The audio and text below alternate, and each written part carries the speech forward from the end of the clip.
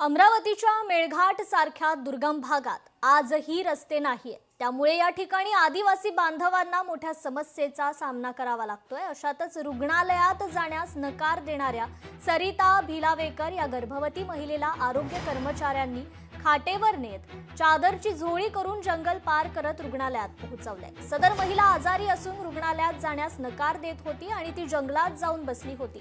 परंतु आरोग्य विभागाने तिला शोधून काढत दवाखान्यात उपचारासाठी नेलंय। सध्या महिलेची आणि तिच्या बाळाची प्रकृती स्थिर आहे, अशी माहिती जिल्हा परिषद मुख्य कार्यपालन अधिकारी संचिता महापात्रा यांनी दिली।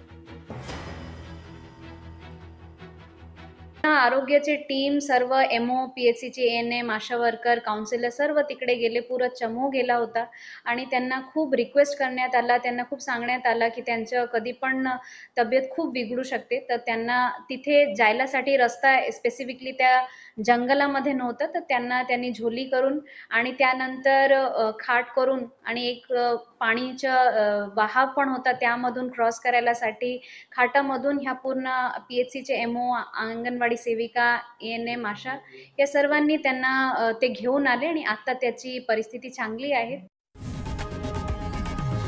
लोकशाही मराठी ऐका, पहा, जागरूक रहा।